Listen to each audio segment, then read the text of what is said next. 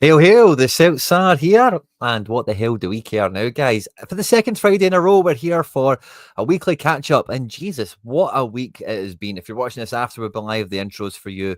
Fist bumps on arrival. Of course, please do hit the like button. This time last week, it was a big thank you stream as well as a catch up because we just broke through 12,000 subscribers. And at point of going live today, guys, we are almost halfway to 13,000 already. It's been a fantastic week. We've had tons of content coming out on the channel, which you guys seem to have enjoyed. Comment section has been on fire, and you guys have all been catching all the videos that have went out. We had the report card for the Celtic transfer department. We had Dyson Maeda's report card go out, as well as the unboxing of the Celtic shoes that came out, which was fun. And we also had a bit of transfer rumour mill analysis summer scouting series, looking at Tiknaz, who was in the Portuguese league but might actually be back in the Turkish league.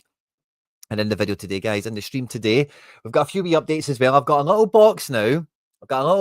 So all the comments are coming up on chat, which is good fun as well. Hail, hail, good to see you all. Thanks to everyone that's joining us live and loud. And I wonder if I can still put you on like this. Oh, I can. That's brilliant. So great chat interaction today, guys. I'm very much looking forward to it. I've already recorded some videos for next week already. So we're going to have a report card for the B team. We're going to have a report card for Adamida. And we're also, I've already done a Ben Nygren video. Now, we'll get into Ben Nygren in the stream today because I'm sure you guys will want to talk about it, and I'm all about that. But we brought Ben Nygren up in one of the transfer scouting videos. I forget if it was like during the season and maybe in amongst January when we were linked to Kvitsgarden or something like that. But when we did the live stream, taking our 100 player transfer wish list that I had made on the videos, we went live and I wanted your interactions to help me whittle it down. We got it down to a 19-man shortlist. And one of you guys, David Stalker, I'm pretty sure it was. Now, I want to go and catch who it was, right? Because I'm convinced this guy's just outed himself as being Brendan Rodgers. We all know Brendan is a subscriber to Celtsar here. We all know he loves the content here on the channel. But this just feels to me now in hindsight that this might be Brendan's outed himself. So we know Brendan's burner account, and it's David Stalker. So David Stalker's like, hey, Quinny, what about Ben Nygren? This is the 22nd of May. And, I'll let my feelings be known on Ben again. Nice little clip for social media. Thanks to anyone who supported that, of course. But David Stalker or Brendan Rodgers, as we might be coming to call you. You've outed yourself, pal. You've outed yourself. You came to Celtsar here to just get that seal of approval before pursuing little Ben Nygren. Love to see it. Brendan Rodgers, David Stalker, whatever we're going to call him, always hits the likes button, always has notifications turned on to join us live and loud. But I forget the original video we brought him up in, but sincerely, I just thought this was going to be a move that we were going to be totally priced out of. The last reports I've seen around Nygren was Brighton, Brentford, those types of teams.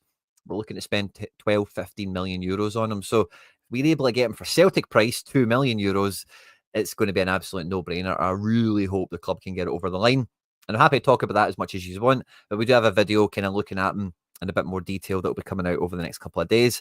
Reports as well about Balikwisha. We've also got the return of Tierney. We're now getting links to Evan Ferguson. It feels like the transfer window floodgate is maybe just about opened with the finally, the long-awaited unveiling, the return of Kieran Tierney. So fist bumps to you all. A bunch is now live and loud with us. So thanks to all you guys that are joining in. Of course, today, love to see it. Fist bumps on arrival to you all. Please do smash the like button. Does a lot to support the channel.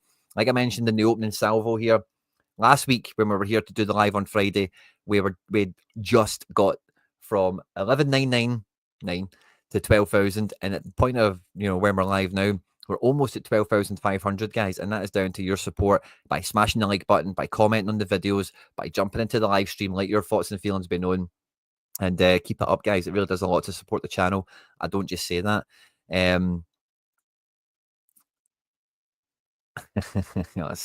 Be careful what you wish for, McLaughlin P, isn't it? On that front, they're never happy. Those guys, they've been raging if they kept him, and they'll be gutted when he leaves. So yeah, looking forward to the video today. Looking forward to the show today. Hopefully, you guys have a good time with me as well. We'll be on for about an hour or so, give or take, and we'll do our best to just the week that was. We had the return of Tierney. I've mentioned the transfer links that we had, and any of the content that we've got coming or has been out. Happy to shoot the breeze with all you guys, and we can go over absolutely everything and anything. If the other clubs don't have UCL, yeah, I'm with you, DG, and I think that's a That's something we should be throwing our weight about a lot more, especially now in the reformatted Champions League. Like, this is the way I think about it with Brendan Rodgers, right? Is Brendan want let's just say like neutral tense, right? I'm just imagine if there is, but like Brendan once wanted to be the Premier League manager. Premier League is the number one league that any manager can get to. Obviously, he had the Liverpool thing, had the Swansea thing. He went back for the Leicester thing because the Premier League was just too much. Because the European format, we can't really, or we couldn't really in the old format. We just weren't built to go after it really, and it was such an uphill climb that any headway you make in the Champions League is ceremonial at best. It wouldn't really amount to too much. But under this new format of the Champions League, being a Champions League team, it's going to feel more and more. It's going to become more and more of a thing in this current format the longer time goes on. And I keep using the kind of 5-year lens on this new format. We've had one season already, 4 more to go. We're looking to get 3 or 4 campaigns similar to the one we had this year, where we get 10 matches altogether, or better would be good. One season we can maybe accept less, or maybe 2, depending on force majeure and the way things actually stretch out. But over the piece, 3 to 4 10-match campaigns over a 5-year period, and that will snowball and compound on itself in a way that Celtic fans have never experienced before. It's going to be hugely transformative for us, and I'm all about it. And as much as Brendan Rodgers now kind of probably wants a lot more like job security, knowing that a couple of bad results he's not going to get the can, and also having the position of being a Champions League manager, because like I'm saying, in this new format, the new future of football that we're kind of moving into, and these new World Cups and Champions Leagues and Nations Leagues and all the rest of it, there's a kind of there's a redevelopment of the landscape, So Champions League football is now something that we used to just say because it's like, oh, money and it's the big league and whatever, but now it means more than ever before. Because the money, the prestige, the games, the glamour, the exposure, and even just the actual testing yourself against the best element. It's Champions League isn't the best nick it's ever been in, quite frankly, especially for a team like us. And this is now weight that not just with the pockets, with the bank balance that we can build off the back of it, but with the prestige, the pedigree, etc., that we should be throwing about the market much, much more. I've not seen enough of Evan Ferguson, but see if you can burst onto the scene like he did in the Premier League at 17, 18. I don't know if I'd be writing him off if we can get him in the right circumstances, the right sort of package overall. And yeah, I think like Nygren is a guy that will pass the eye test for Celtic fans everywhere. He's a very Celtic player, very easy on the eye, dripping in flair, and a real kind of X Factor player. If you check out the video, I was tempted to leave it for Wednesday because we normally do transfer-based stuff on a Wednesday, but I'm tempted to say to the editor, let's get the Nygren video out first and let's flip it live tomorrow or Sunday, depending on his availability. Because it feels like a hot topic at the moment, and maybe we'll push that out. But Nygren, people keep calling him a winger. He is a winger. He is a wide player. I think he fills. I don't know. Did I leave it for the video? I'll come back to it. Hail, hail. Edward, good to see you as well. I don't know. I think Kuhn, when he is unplayable. Yeah. That price, no brainer. No brainer is the word on Nygren. An absolute no brainer. I think we're all in unison on that. And the reports of this were broken by friend of the channel, Anthony Joseph, who's been on here a few times doing the flagship podcast with me. And great to see Anthony still going strong at Sky Sports, doing his thing, keeping his finger on the pulse for all things Celtic and informing all the Hoops fans, boys and girls around the world. But Celtic have been granted permission by Nordisland to speak to the winger. It's understood the Hoops are in talk with the Sweden International's representatives, his agents and all that. And as soon as they can get deal terms agreed, Celtic will go and finalise the deal with Nordisland, the transfer fee, the package, and all the rest of it. And this is a guy that offers a lot of versatility, which we know Brendan values greatly. But I don't want to ruin the video, so I've just recorded it, and I don't want to. But it can fit a number of different positions, and maybe he adds in a little bit of Hatate is great. He does score some goals. Engels could only really get the penalties converted, couldn't he? And McGregor had his best goal scoring year ever But this is a guy that from the centre ground feels more like a Celtic player. Like he's a good winger. I'm sure domestically he'll be fine enough. But I think Champions League wise, you could see him playing out wide as well. But I think when his range of passing, his intelligence, his ability in close spaces and be able to play blind spots and stuff like that, I see him in the middle. I see him in the middle. Martin, have you seen the video? Have you seen the video? Yeah, he's a winger, kinda, isn't he? He's played wing, he can play wing. And it's more about with a guy like him playing wing, it's more about the space on the pitch because wide areas you can find big pockets of grass to kind of find yourself in to be found in. And some players like to play wing because they're quick, and they can take you away. And it's a dangerous area of the pitch where if the defender doesn't get it right, you'll still buy yourself a throw in or a corner, that kind of thing. But Nygren, it's more being in a dangerous spot, getting space around you, attracting players out there, and playing a killer ball into the box or chipping one into the back post, that sort of thing. Yeah, it feels like with Tierney that we're going to have a bit of an evolution on that front because if we look at the squad again, we've not had this on today, so we'll fire it up. If we have a look at the squad, Tierney coming back in. I was listening to Axom earlier on, and Alan Morrison from Celtic by Numbers Huddle Breakdown, again, friend of the channel, made a very good point, of course, that again, something we're all clearly aware of, that Tierney is not Taylor. He's not going to be doing the inverted fullback thing. It means he's going to be doing the fullback thing, which Alistair Johnson isn't a stranger to either. And if we are going for this more traditional kind of back four setup or whatever, it might just help us, evolve past Ange ball and into Brodge ball 3.0 or whatever it might be. It's been a slow but sure process. And by having actual Tierney and AJ flying up the wings as wingers, Kuhn wanting to cut inside, Dyson wanting to play on the inside, it just means it's a bit more textbook, which might not be great. We might still struggle to unlock different teams and open up different solutions and whatever. Because the midfield is where you need a little bit extra creation, a little bit extra penetration, and I think Hatate is very good at that kind of Hellraiser situation. Engels is not really showing chops. He's been effective in these spaces, but it's shots over the bar, it's crosses that don't quite meet the man, and I think Nygren could very much fill that. And if we're getting the overlapping fullbacks as well, and I don't want to ruin too much of what's in the video already, but having artillery men in here, Engels, Nygren, and Hatate, and even McGregor, it just means we can really play a lot more dynamic ways forward rather than what we're doing now, which is very robotic and borderline one-dimensional with the left to right, change the point of attack, and one midfielder's over here, one midfielder's over there, and really split the team out. We can maybe try some different stuff, Yes, I agree.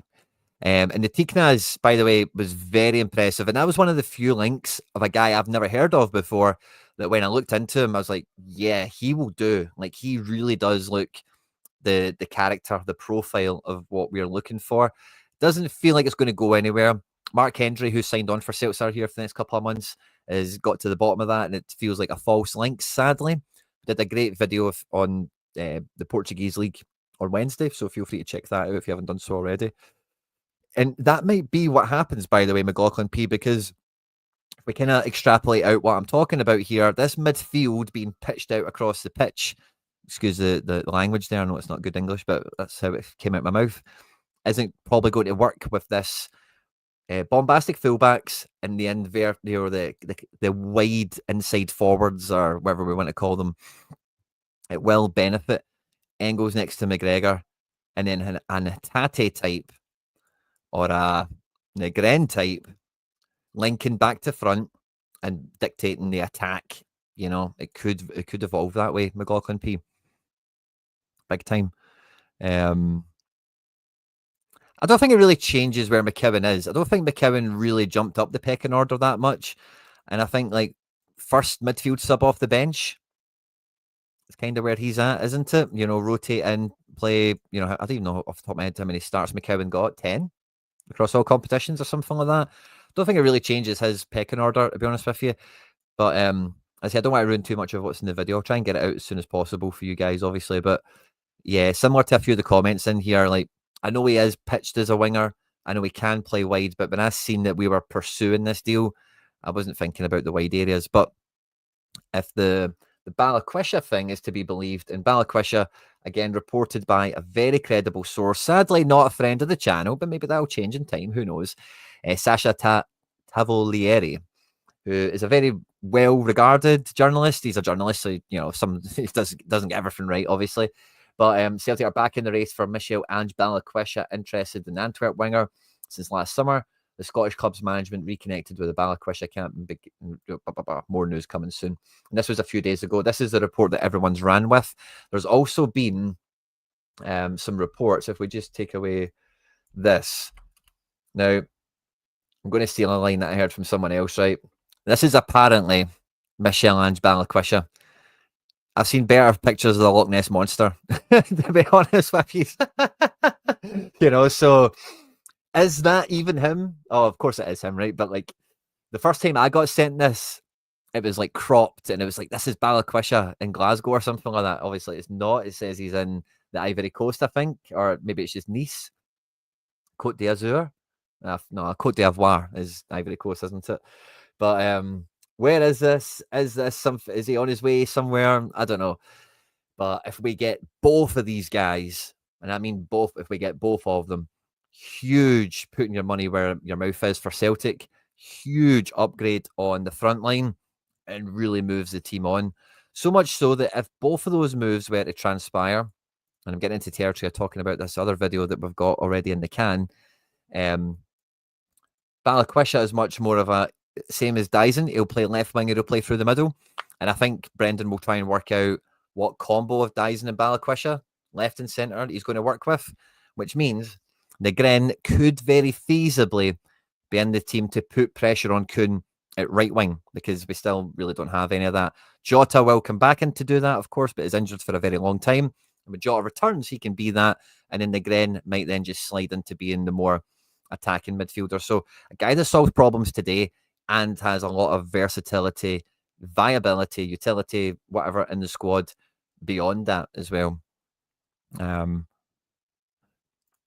want to be a party pooper, but I don't see this player play as anything better than Yang. Oh, mate. No.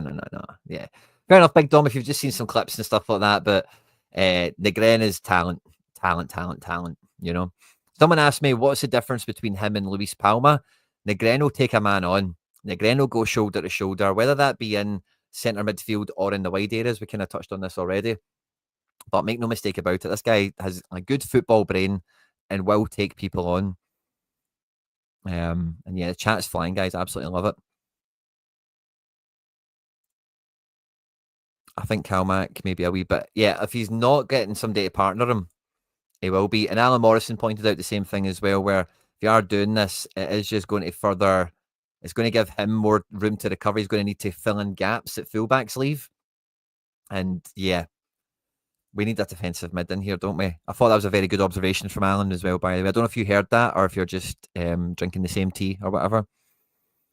And he is doing that, McLaughlin. Pete McKeown is alongside Ralston and alongside, I'll still get Bain here. Let's change it for Doohan. He is doing that, but he's not just a Bain, McKeown, or he's a bit more than Ralston, because McKeown is like an attacking midfielder. There's not, you know, like having a guy like Ralston, with all due respect, we love the Bricky, right? But someone that can just do right back for us the way we ask Ralston to do. You know, you could probably find half a dozen guys that could do to a similar level what Ralston does, you know. If you know, but again, the unknown with a lot of those guys is could they handle it at Celtic and blah blah blah. We don't know where Ralston can, which is why he does it. But I think McKeown, he is like, that's his primary reason for being signed. You know, the club haven't looked at him and thought, oh, he's going to make our squad so much better, or oh, we could sell him for a lot of money in a few years. It's oh, he's good enough and he helps tick a box. He helps fill an administrative problem that we are going to have season on season. So I make you quite right there. Yeah.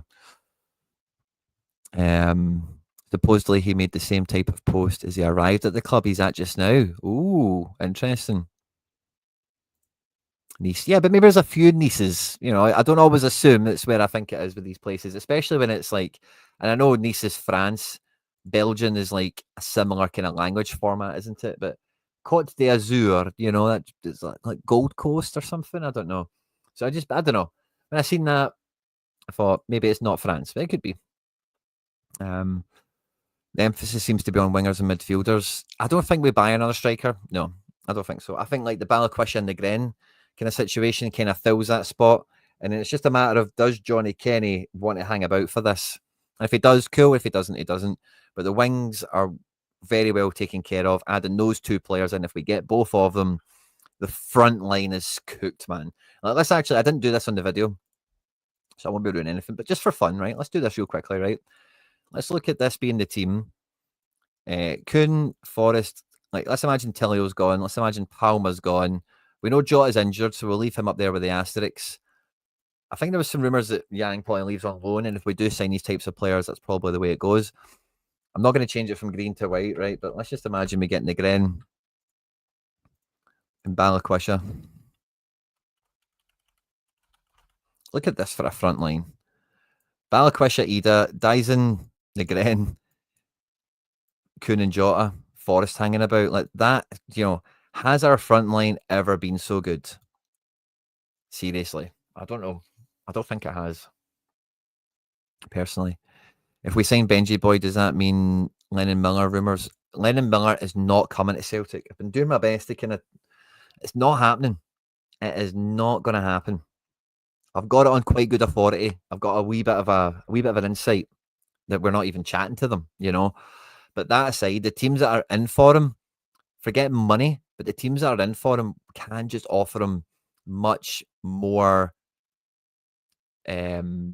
What's the word? I don't want to say guaranteed, but much more likely career progression, development as well. A track record of developing players that can move up the football and food chain, expose them to a league that will push and test his limits.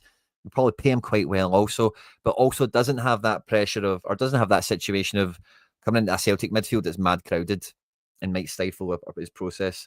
So my money's on France. I think he'll go to France. He might go to Belgium or Germany, but we're not in for Lennon Miller, honestly. The intel I've got is we sounded out Motherwell in January, and just it was like, you know, what's the deal? What's going on? How much? And what's he thinking? And from there, we've never been back for him, you know. Not seen anything about Oriaster, but again, he profiled quite nicely. And yeah, that is assuming that. But I'm not too worried about Dyson. We spoke last week about his comments. And I think that's kind of buoyed Celtic fans that we've got a good chance of keeping Dyson. But yeah, maybe Kuhn. If we did take Kuhn out of the equation, we're waiting for Jota to come back fit. In the absence of that, we've got Nygren. And then you've got Forrest. So it's a downgrade, isn't it? It's not quite as punchy as with Kuhn, is it? But yeah, I don't think there's going to be a huge queue around the block to sign Kuhn. Personally. So that's all super exciting. It kind of does take away a little bit from the Tierney fun, and the Tierney fun has been great this week. Seeing him back in the hoops, seeing the interview with him on Celtic TV as well, and you know, just seeing the love in for him. I'm really glad he's back. I think a lot of hearts were broken when he left, although it wasn't quite the same as Brendan, because we realised the club was getting a bucket of money, he was getting a bucket of money. We all kind of knew he was pretty broken at that time. Is he much better now? Who knows? But by all accounts, on the early reporting we got around the return of Tierney, he's on a Celtic wage. You know, he's not, I don't think he's in the top 3 highest paid players in the squad, maybe top 5. But I don't think he's on anything mega, to be honest with you, because I think it's quite well established. Tierney's not going to play 50 matches a season, and that was part of the pitch to Taylor. It's like, you're going to play a lot here, pal. You know, you will get a lot of minutes because Tierney's going to play 4 games a month, 3 games a month, 5 games a month. That'll be his kind of remit, his kind of pattern. We need someone else that can play 1, 2, 3, 4 games a month on top of what Tierney does. So yeah, I think it's, you know, the Tierney thing's been a lot of fun. Sorry, I kind of forgot where I started with that. And I'm really looking forward to seeing it. We actually heard some rumours that maybe the club are sounding out Andy Robertson as well. And in any of the videos that we've did on the channel here, where I've been talking about Tierney, and we had so many Tierney-based videos on this channel for a while, they're still all there. Feel free to check them out.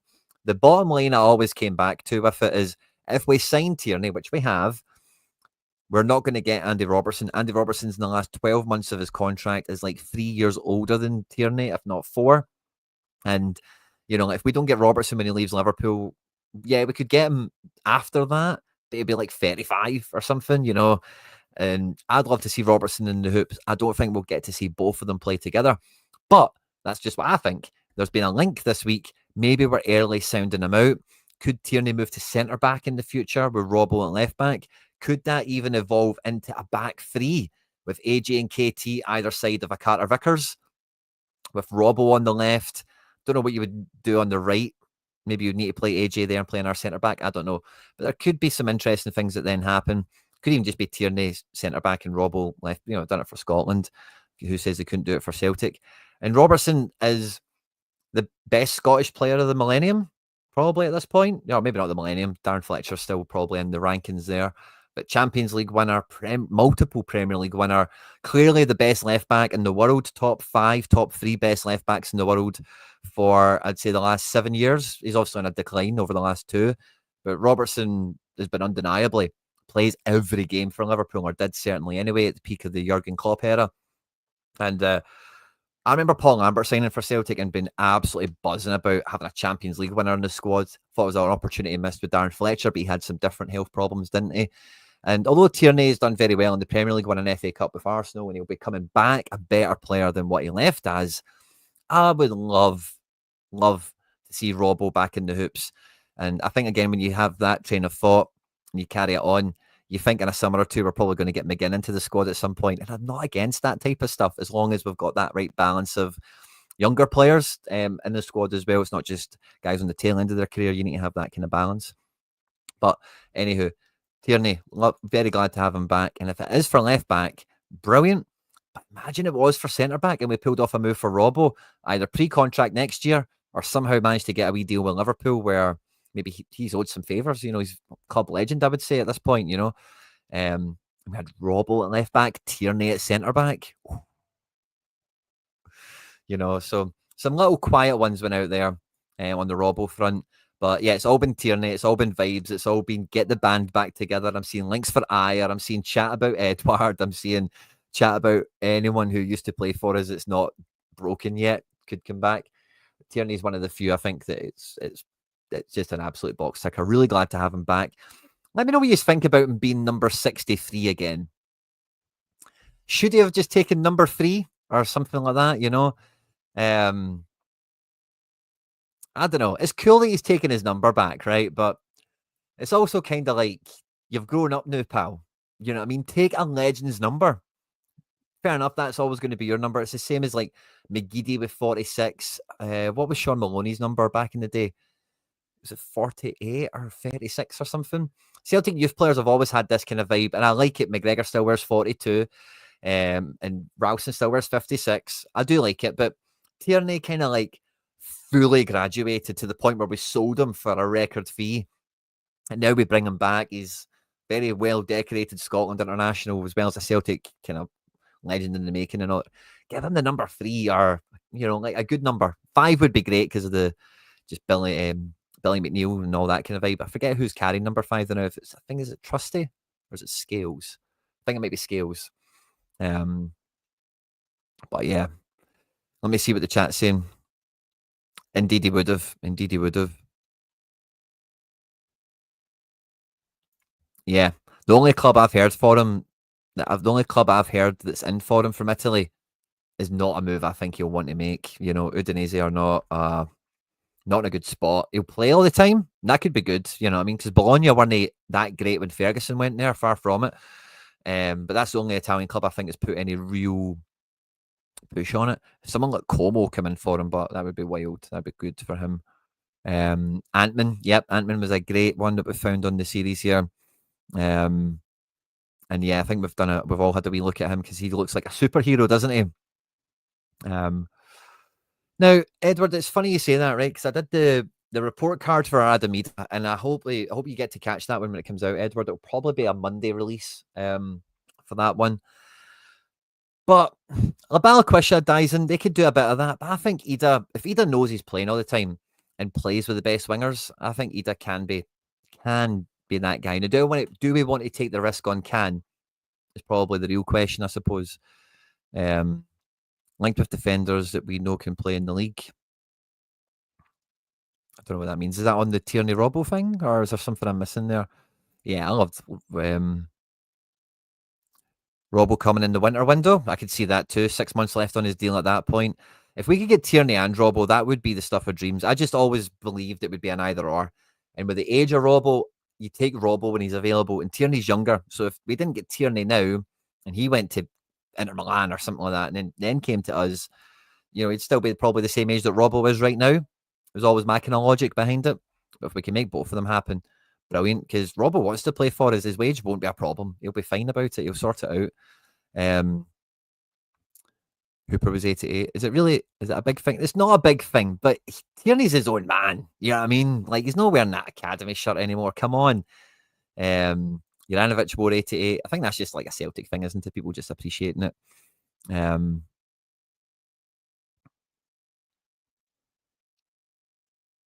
Yeah, fair enough.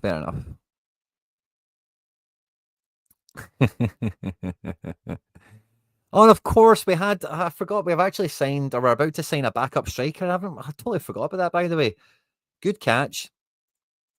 The boy Osmond. Now, this was an interesting chat. I actually had this with the Axon boys on, I think it was Tuesday. I hung out with them this week. And it was like, Kenny, Cummings, Vata, what all these guys are missing or don't have, or what they have not been in that football sports science laboratory of the Premier League kind of system. And we can see that they struggle to make the step up to the level that we need them to make up. This guy has been through that factory. So if there's going to, if we don't have an academy producing players, sniping them up from somewhere else isn't a bad way of going, especially if it's cost effective. I think this deal was reported at being 300k. And if he comes in to do the Kenny role, fine, all about that. Send Kenny out on loan to Portugal or Belgium or Croatia or something would be a good shout for me if we fancy trying to develop him. And then this guy can come in. I've put Osmond. Is it Osmond? Maybe. It just looks weird. So yeah, I don't mind that kind of conveyor belt element of had the guy on loan, give him a try. He was okay, but Kenny's not quite ready. Let's put him back out on loan again. Let's bring another guy in. How are you? Can you make the step up and try and hedge your bets? That sense if you don't have academy players to offer you that option and the team depth. Ida scored a total of 20 goals exactly across 53 matches, mainly from the bench. And Chris Ayer, by the way, I had, people were telling me that Chris Ayer, it's the same kind of chat as this. I'll put this on screen, right? Because this isn't really where the Evan Ferguson came from, but I think this is part of the reason people are going nuts for it. Is it's on the forums. There's people saying, I know it's done and all that. But Chris Ayer had the same kind of vibe around it where people are saying it's already done, but we need to sell to buy and all that. And maybe that's true. I would love Chris Ayer to come back to the club. I've been on Twitter for a while. I've not always made content and stuff like that, right? 2013. Until I started making content and all the rest of it, my Twitter bio, just the only thing that was in it was Ayer can do anything. I love that big giraffe. Chris Ayer, he's some player. I'd have him back in a heartbeat. Don't see it personally. O'Day is away to Swansea. And yeah, he's basically just more advanced in that sports science element. He's stronger, more physical. And this is me just looking at raw info and overview stuff. But Fulham, by the way, very underrated youth system. We got Matt O'Reilly from there. Moritz Jens was in there. Paddy Roberts was in there before Man City got him. Ryan Sessegnon, as you know, went for big money. He's back at Fulham, doing okay at the moment. And there's been a few other players like that have came through Fulham, or not quite came through Fulham, but found themselves somewhere else. And with O'Reilly, Jens, and now this Osmond, we've definitely got scouts at Fulham games. And if I don't, if we're signing somebody, Moussa Dembele as well, if he didn't really come through their youth system, they brought him from France at a young age or whatever. But if we're going back to Fulham again, like, fine, I've got no real problems around that. It's never really worked out too badly for us so far. So the thing with that Irishman is Kenny's got more like actual like job work experience. Probably the better way of putting it. So Kenny's like the guy that leaves high school at 16 and gets work experience and then you're comparing them against a 21-year-old that's went to the top university and had like a year of like working on the job as part of the degree. That's the kind of thing there where maybe somebody like Kenny is better for the job. Maybe they will be better than the job. But when you're looking at it right now, well, we've had this guy working on the job already, the Johnny Kenny type, the apprentice, if you like. And he's okay. He's not that great. He's a bit rough around the edges, doesn't quite know all the things. Maybe this guy has that and we can help him with that work experience that he's not got. We can bring him up to speed with that. So I don't know if that analogy works well or if I've done a good job of putting that across. Irishman in Porto 2002. But I hope I have. IR only comes if CCV goes. I don't see that happening. I don't see it happening because I don't see anyone taking CCV off of us. He's not long signed a massive contract. And, we were chatting about this on the channel not too long ago, but Carter Vickers is always played like 50% or less of our Champions League games. He's always injured. Let's just have it right. He's on a juicy contract. He's top 5 wages, you would think. And it's a long deal. I think he's signed till 2028. So I don't see Vickers going anywhere. I think, and I said at the time when he signed his latest contract, he's accepted that this is the peak of his career. No bigger team than Celtic is going to come in for Vickers. I just don't see it.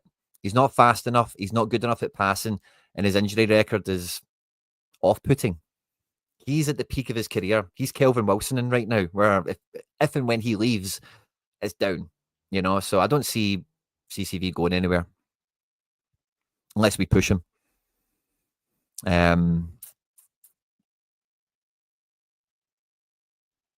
It's Osman. Yeah, so that's how you spell it. Osmand. There we go.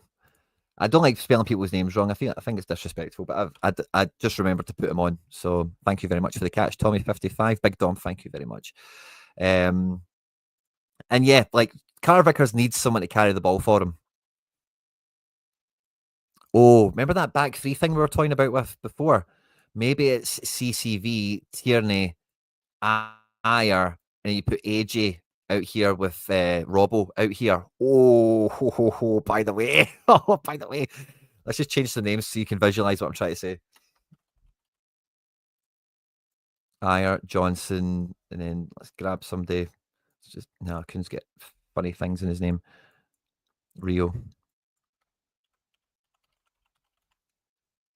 Look at that, by the way. And then you've got McGregor, Engels, maybe, and then all these attackers that we're talking about in front of them. By the way, away from home in Europe, that could be bloody well solid because Tierney will travel up the pitch and advance ahead of like whoever McGregor and Bernardo or another defensive mid or Engels, and Ayer could do the same as well. Ayer as well, by the way, could be the midfield solution that we need. As a little side note, just as a wee FYI.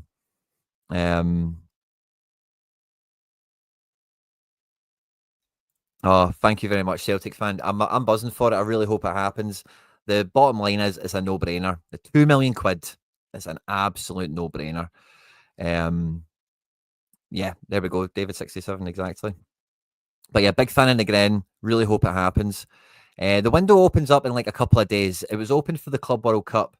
And then I think from when that closed, it's like 9 days until it reopens. I think it closed Wednesday this week. So it's not long. It's just a little kind of formality, I suppose, isn't it? But thanks very much for popping in, Celtic fan. I hope you enjoy fives. Hope you do well. He scored a hat-trick in a youth final as well. Love that. Bombardment it would be, by the way, if you could be sending these guys from deep forward and stuff like that, as well as having AJ and Robbo. We could have so much fun if, like, what is really different on this page here? I suppose it's Ayer, Robbo, on top of these two guys where, like Balikwisha, if we get him for the £6 million mark, we get Nygren for 2. Players like Ayer and Robbo are still affordable for us, by the way. How excited do you get? How carried away do you get is always what I need to watch out for, because I know I'm bad for getting carried away doing this board and playing around with it and stuff, but you can't help but think Celtic can be better, will be better, should be better, and that's the way it goes. But I think there's a lot of things at play here with, if we get him, we don't need to go for him. if we get this deal done or we sell this guy, then we can go and get this kind of thing done. But with the Frimpong money is probably going to pay for Nygren and Balikwisha by all reporting. We already made 12 million last summer. We're making money summer on summer. There should be transfer fees going around to make deals like this happen. The number one thing that we've not really heard, like the Tiknaz thing, because that was a bit of a false report. Not really heard anything on a midfielder, really, like a midfielder. The Gren was spoke about can play central, but I think we're all on the same page here. You know what I'm talking about. It's not the same kind of guy. CCV contract till 20. Yeah, it's like he's not going anywhere. But he's signed off the prime of his career on that contract. You know, he is at the top of his career. He knows it. We know it. He's not going anywhere. Michael Owen, maybe. Exactly. We're on the same page here, Irishman. We're drinking the same tea today. So he's bigger than Haksabanovic, and I think we're like, so Haksabanovic leaves. Where did we get him from? West Ham? Or was that a jetty? Where did we get Haxa from again? Rubin Kazan. So we get Haksabanovic from Rubin Kazan, and where he's not worked out for us, Ben Nygren's had the same type of career trajectory, went to Nordisland, and he's kicked on. He's actually fulfilling potential. He's now actually, so he's kind of like if Haksabanovic worked out, I guess, but he's bigger. Pace and like technique is probably quite similar level, but Nordisland, again, a very good, like Haksabanovic, like was at West Ham, didn't get a kick. Highly regarded Sweden youth international as well, actually, which is funny coincidence. Rubin Kazan was a big money spending club in Russia, and not well renowned for, you know, like enhancing players, sports science, and all that kind of thing. And then he comes to us, and again, we're not really well renowned for that either. Whereas Nygren goes to Nordisland, who produce, honestly, like we could just look at Nordisland's outgoings. It will put Celtic to shame. Like, well, have a wee peek at them for some laughs. Not some laughs, but context maybe. So Nygren's went to a proper like football. Oh Jesus, it's a nightmare of a team to spell their name. Let's hope Nord helps us here. But he's went somewhere again. He's played there twice, so he returned to them where they can enhance him. Nordisland. There we go. And you'll maybe not all the transfer fees will be mega, but especially if you follow European football, you'll recognize so many of these players. If we just dive back to, let's just say, the year before COVID, 1920, and then this is departures. So players they sold. Skov Olsen, you've heard of him. He played against us, again very highly rated. Victor Nelson, I think he's at Galatasaray now. Mads Pedersen. So there's one on that first window. This is players they've signed. Mohamed Diamande. We know him now, don't we? From the Right to Dream Academy. We look at the year after.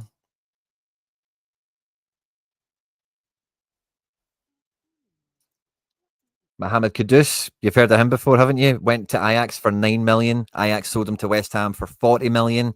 And now he's linked with like 80 million moves elsewhere. Damsgaard, who again performed very well in the Euros, went to Sampdoria from Nordisland for just under 7 million. He's then went to Brentford and lit up the Premier League. Atanga's in MLS. Donyo, don't know him. Moomin, this guy's been one of the best defenders in La Liga this year. And we spoke about him on the channel, in fact, I'm sure. Mensa and Antwi, I think, play somewhere, but nowhere impressive. And again, this is just the last couple of windows. There's like a player in every one of them that's just about in amongst it. Kamaldeen Sulemana, who went to Rennes for 17 million euros, then went to Southampton for like 50 million euros. And I was saying in the relegation video of the champ, this is a guy we should go for as well if he's available. Peter Vindal, the goalkeeper. We've been linked to him a bunch, haven't we? Ibrahim Sadiq, again, we've heard of him, haven't we? For better or for worse. So yeah, this is a team that no talent ID, no player development. And like you've seen from the transfer fees, they make a lot of money. We should have probably looked at their net spend year on year because they're making tons of cash. Shelderup, who's made a big reputation for himself at Benfica. Adringa, now in the Premier League with Brighton.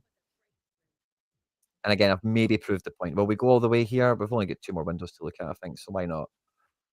But year on year, they're bringing in lots of players. I just seen Antman there. He was on loan. He came from them. Antman, who we're a fan of on the channel. Don't think this window has any big outgoings. Sorry, they've sold a guy for 25 million to Racing White Dashing Molenbeek. I know, you can't believe that's a real team name, can you? Namua. Oh, is this guy at Leon now? Yeah, he didn't realise they sold him for 25 million euros, but there you go. A guy you've never heard of, you know, and we struggle to sell players that you have heard of. It's wild, isn't it? And then in the last window, 24-25, we'll bring it up to speed. Ibrahim Osman to Brighton for the £5 meal deal from McDonald's. Cheeseburger or shut McDonald's. Conrad Harder, they sold to Sporting for just under 20 million. Nagalo went to PSV for 7 million. Diamande to Rangers for 5 million. Lucas Hay, you know, this team knows players, you know, so they can develop guys. They've also done a lot for Nygren, and they know what they're doing. Yeah, sorry, man. I need to get ad blocker, I know. Patrick Berg.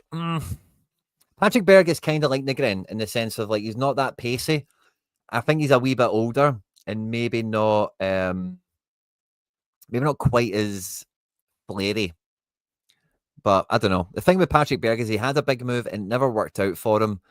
And when Nygren, he's not really had a big move that's not worked out. He's just had moves. You know, he went to Genk, he went to Heerenveen. Not big places. Didn't work out for injury and other reasons. Next captain. Yeah, that's a good shout, by the way. That's a good shout. Yeah, Ruben Kazan. And you know, the number, I actually meant to say this at some point, so I'll say it now. It is a fucking crime that we did all those moves with Ruben Kazan. And this was in, maybe not the Starfelt one, but Haksabanovic and Abelgard, we done those moves as the war happened and nobody was doing business with Russia. Do you know who the best player at Ruben Kazan was at that moment? Kavica Kvaratskhelia. If you don't know Kavica Kvaratskhelia, he left Ruben Kazan, went to Napoli, got dubbed Kvaradona, won Napoli their first Scudetto in 30, 40 years, whatever it was, went to PSG and won the Champions League. How we didn't just get Kavica Kvaratskhelia rather than Haksabanovic is beyond me. Probably not much in the grand scheme of things, to be honest with you. Yeah, I agree. Ben Nygren is in the scouting list. We spoke about him a few times, but we never done a Danish video. I think maybe we spoke about him on a Kvistgarden video, and then he get brought up on the shortlist video as well, where I rubbished it as being like too expensive for us. So if we can get done for 2 million, that's also way in our price range. And I said when Rangers signed him, that's a very Celtic player. And we've said on this channel before, obviously it's going back a while, so maybe some of you guys wouldn't have been around, but we used to do a stream every Thursday where it'd be me plus 3 guys, McBride Ace, Mark Patrick Rare, and Etienne 23. And there was a good stream we had. We had a bunch of good ones, don't get me wrong, but we were all in agreement that Palma looked like a Rangers player. And maybe somebody like, who did they have that year that was good? Was it maybe Sima? But their best player every year has been on loan for the last like 3 or 4 years. Tierney, Sima, Tillman, and I forget who else. There's like 4 of them. And each one of them would have been good additions for us, by the way. But Palma, we should have let them sign him. We should have got Tierney. I know he's probably burnt that bridge at the moment, but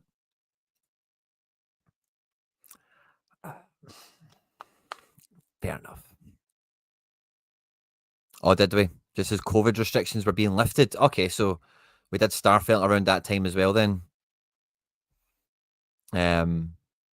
Yeah, that as well. If we get Nygren right, Premier League teams have already been interested in him. If he has a good Champions League campaign, he's a guy that 2 million can quickly become 20. And that dynamic will probably be the thing that holds a deal up the most. Because Nordisland aren't stupid, as you've just seen. Like they know the transfer market better than we do. So yeah, you might get him for 2 mil, but if you want this to be easy, you're going to write in a sell-on clause for a Celtic. You know, Haksabanovic is at Malmo or Molde. And Big Dom, I think that the Nygren one makes me think Hatate. And I won't ruin the Nygren video that's going to come out, but makes me worry for Hatate more than anyone. Maybe Kuhn, but I'm not worried about Dyson.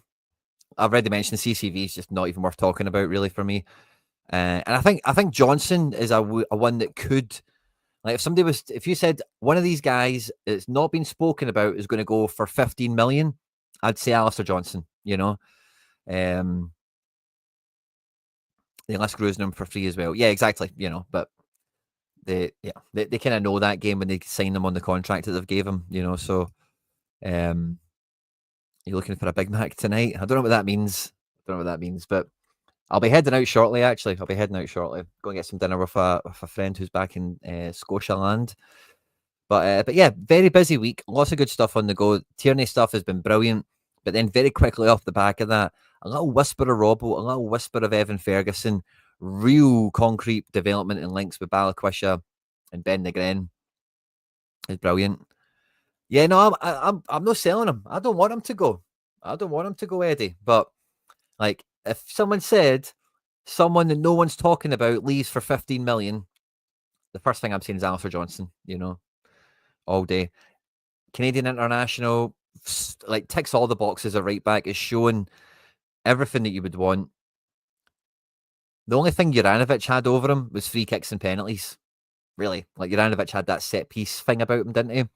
AJ's quicker, stronger, younger, more robust, can play centre back as well in a back three. JJ, maybe he could, but he probably shouldn't.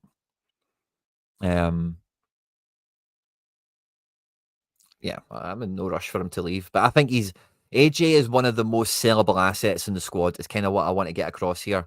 One of the most sellable assets. Good Champions League credentials with us.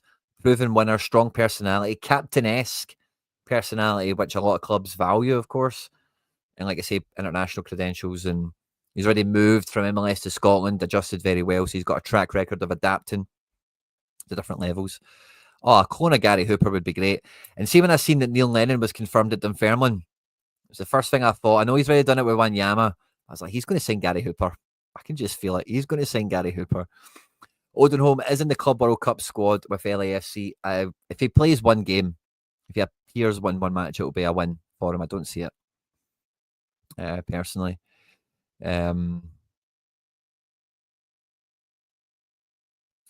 Yeah, I'm with you. I don't think it's going to happen, but like, I just try to say, I think he's one of the most sellable assets in the squad. I think it's Dyson, AJ, and then Rio in that order. Then Kuhn. I think that's the order of sellable assets. I did a video on the channel talking about who could leave this summer, and I looked at Kuhn, Dyson, Engels, and Rio. I think, the four main big name players. I don't know if AJ featured in that video. I went over that in case she's missed it. Feel free to check that out as well. Chat is absolutely flying. That is, Liam, you're talking my language. Mika Marmol is top of my wish list. Las Palmas relegated. He's on our short list. 7 million release clause is an absolute bargain for a Barcelona academy level ball playing left centre back. We do, James Kennedy. We do indeed. Mika Marmol, you're getting me excited here about that. Exactly. Semi-finals in Copa America. Like, Canada are in a golden generation, and AJ is a firm part of that. He's not like Joe David or Alfonso Davies, where he's like the star man, but he's a key component, a key factor in their ascension. Yeah, I think Engels does better this year as well. I thought as much when I did the report card. Like, he kind of was... I don't know. It's funny. I just don't think the team... I don't think he had his best chance. I think Engels, like, we've seen his best on the left side of midfield. And again, check the report card out. We go into this in a lot more detail. And this midfield shape of Rio goes one side, Engels goes the other, McGregor's the pendulum in the middle, doesn't suit Engels. And yeah, we had some nice triangle situations early in the season between the three of these guys out wide, like we see on the left happen previously. But it didn't happen often enough. It didn't really kick on. And Engels needs a midfielder. He wants to be in the engine room with someone. you know, have a partner to bounce off of, cover positions with. You go, I stay, you go, you know, and doing all this splitting the midfield across the pitch crap. I honestly, it's the number one thing I don't like about Celtic is this midfield dynamic. It worked under Ange because you're just sending Taylor in here to just lace it all together and be a wild card. We're also moving away from that. And Andres Martin we covered on the channel as well. And someone actually took the coverage we had here on the channel and wrote an article about it and cited us as a source, which someone sent me the article saying, oh, did you not mention this guy? And I was like, oh my God, are we going after him? And then I read the article. Who's the source? Oh, it's us. So I would, yeah, definitely go for it. If we get Nygren and Balikwisha, that's not going to happen. But do you ever see a Ford? Oh, mate, that's John. I could talk about league construction for hours. I think the best team system is 16. Personally, I think, like, I'll say this, right? The secret potion, right, to fixing Scottish football is every team outside of the top flight be in the second tier. Every league that's kind of like ours, and even leagues that are bigger than ours. The number one problem with Scottish football, right, if you look at the pyramid and you look at the leagues, is 3 clubs that are not in the top flight think about getting into the top flight. Maybe 5 clubs build to maybe try and push to try and get into the top flight or whatever. But see, for Peterhead, Stranraer, Dumbarton, and Burnett, all these teams that are 2 divisions away, they've got nothing going on. No one cares about them. You know, they've got nothing there. See, if you had all the, so let's say, I forget what the numbers, right? I think there's 48 teams in total. Or how many is there? I think you need to have a 16-team top flight, and then you end up with like a 24-team second flight. So what would that be? 40? I forget the numbers, but I've looked at this and I've worked it out before. But you could get 2 well-rounded numbers. And the English Championship in England is 24 teams. France, Holland, Belgium, Germany, their second tiers are all huge. And they've got pyramids behind that, don't get me wrong, right? But they don't have third tiers, fourth tiers like we do. England does, and England's got millions of teams.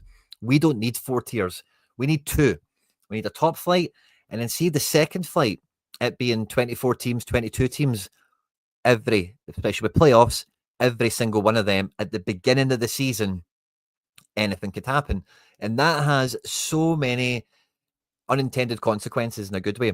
If you're an exciting young kid, or you've got a kid yourself who's breaking through at Stranraer means nothing. Breaking through at Arbroath means nothing. But see if they're all in the same league where it's like one good season and you could finish in the top half, or you could do this, it just opens up the whole pathway to the top of the game for the best players, for the best teams. And see those teams like you see in England, like Blackpool and Luton, that fluke their way to the top and don't quite make it and don't hang about and get relegated. They financially really improve their situation.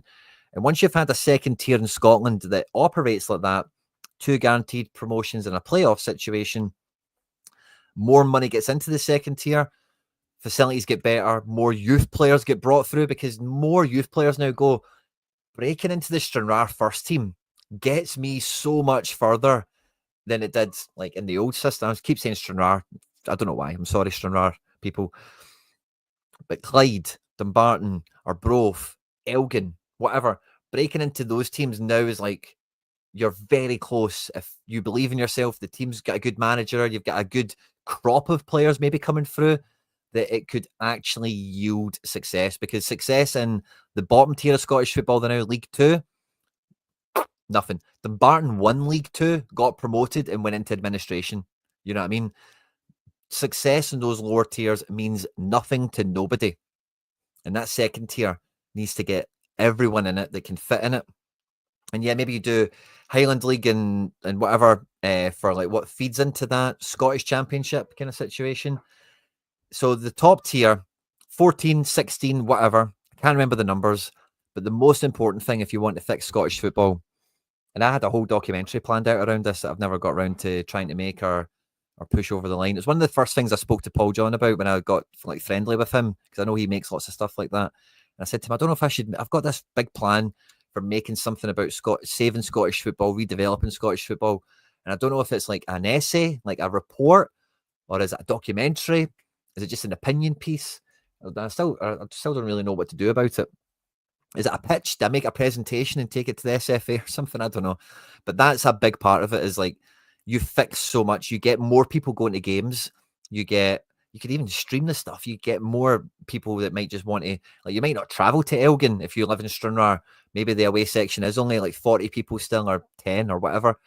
But you could all stream it from Stranraer and watch it and give a fuck and go to the supporters club and, whatever. Kind of, we're off on a bit of a tangent. I love a bit of tangents, but that's for me the number one thing you do to fix Scottish football is you make that second tier everyone that's not the top tier. And then it means anyone can, in theory, reach the top. And then it means young players get more meaningful minutes, more competitive league. And yeah, I'm sure there's travel costs and all that stuff that will put things off. And you'll tell me as a proper thank you. I'm glad you think so. But that's the thing with football, is you reaching the top has to be feasible, has to be worth imagining. The amount of people I know and that played for Celtic, played for Rangers. When I grew up, Dundee United and Aberdeen were big teams to get signed for. And then when they get released, they just drop out the game because it's like, oh, I could play for Clydebank now, or I could play for Lanark, or I could go do this, and nobody cares about that. So they go and get their job. They go to uni, they go to college, and maybe they were wildly talented. But I see if now, I get released by Celtic, but I'm 17, 18, I'm pretty good, and I've been offered a contract by Stranraer, by Cowdenbeath, by this team, by that team. All I need to do is sign for one of them and I could play in the first team. And then very quickly I could sign for Dundee United, Motherwell, could be the Paul Hartley, the Luke McKeown kind of story. Forfar Athletic, let's just say Forfar, why not? There you go. You want to bring the top as close to everyone as possible. And that's why Holland, Belgium, France, all these leagues do very well, is because if you're good, you will as a team, as an individual, as a manager, as a player, you can very quickly get to the top. And Scottish football is layered upon layered upon layered of restrictions and barriers and old boys clubs and mates and all that crap. And this team doesn't do this, and lack of money and lack of imagination. Anyway, I think I'm kind of done with it. Yep. You want something where, getting to the top isn't, not that it's easy, but like, if we have that group of kids we've got in under 16s, by the way, if we can keep a hold of 4 or 5 of them, we keep a hold of our captain, we've got a good keeper, in a couple of seasons, we'll have a generation here that could like go on a cup run, get us into the top 10, sell 2 of them, and that kind of stuff. Again, you do that for Forfar, you do that for Cowdenbeath, you do that for Dumbarton. One of them gets promoted on the fluke. They don't quite make it. They sell somebody, they earn some money, they get relegated, they reinvest, they go again. Again, you extrapolate that over 10, 15 years. So many of the problems in Scottish football are gone, Anywho, I think that's all I've got time for today. That's not I've not got time, I need to run away or anything, but I've kind of ran out of steam. I've had a little fun tangent with these as well about fixing Scottish football, which we all like to do. And yeah. I love the little chat bubble being on the screen permanently. I think it's quite nice as well. It's a little bit better than the system I use on my main channel. So I might actually look at adopting this system a little bit further, which is cool. I've had good fun with these today, guys. It's been a massive week. If you haven't done so already, please do hit the subscribe button, hit the like button for more content. No, Brown Warrior, you're spot on. And that's why we won't sign him either, because we're only going to stifle where he's at the moment. The teams I've seen him linked to, Frankfurt missed out on Job Bellingham. They want a guy like him to play in midfield. They're in Europe next year and are a top 5 Bundesliga club. Strasbourg are playing in Europe next year. Their main guy in midfield, Andre Santos, was amazing. Is going back to Chelsea. They need a guy to fill that spot. And there's a few like he's going to play way more. He's going to develop it's going to be right on the sharp end of development. And yeah, I just don't see it happening. But yeah, thanks to everyone who's tuned in on a Friday. We'll try and make this more regular through the summer. It's been great. A lot of you guys have been here as well. Please do hit the like button. It means a lot. And if you're watching this after we've been live, feel free to jump into the comments. Love catching the comments. Always do my best to interact with them as well, of course. Like, subscribe, share, retweet, all that good stuff, guys. Of course, have a great weekend. Enjoy yourself. Let's hope some of these transfer rumours turn into transfer news. Hail, hail, and Mon the Hoops.